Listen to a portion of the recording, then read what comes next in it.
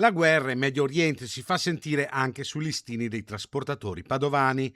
Rispetto allo scorso febbraio, prima dello scoppio del conflitto nel Golfo Persico, il prezzo della benzina è salito di oltre il 15%, quello del diesel di quasi il 18%, numeri che, secondo CNA in Veneto, potrebbero tradursi quest'anno in un aggravio dei costi di trasporto vicini a 1,3 miliardi di euro rispetto al 2025.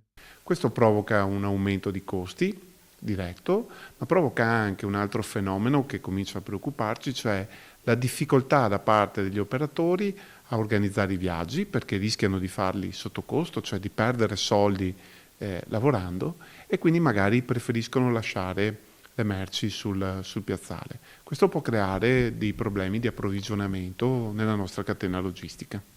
A pagare il conto più salato sono le imprese che avevano fissato tariffe e contratti a inizio luglio, prima dell'ultima impennata dei prezzi.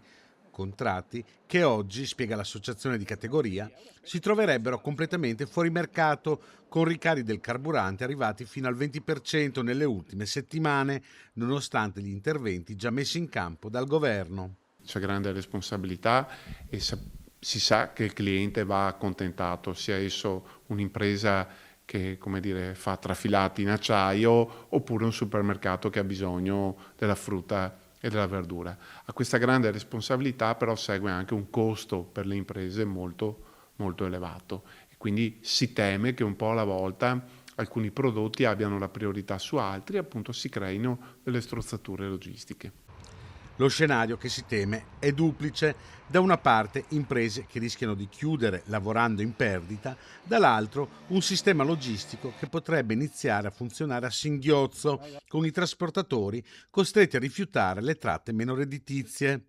Un rincaro che, avverte l'associazione di categoria, finirebbe comunque per ricadere sui prezzi al consumo delle merci. Gli autotrasportatori chiedono al governo interventi più incisivi per stabilizzare i prezzi dei carburanti e rendere più accessibile il nuovo credito d'imposta già previsto per l'autotrasporto. Il governo ha appena emanato il credito di imposta per il settore dell'autotrasporto. È stato formulato questo credito di imposta nei mesi primaverili, probabilmente va esteso e va trovato un meccanismo che abbia la possibilità di essere più rapido per evitare che le imprese chiudano o, come dicevo, scarichino sul consumatore i costi maggiori del trasporto.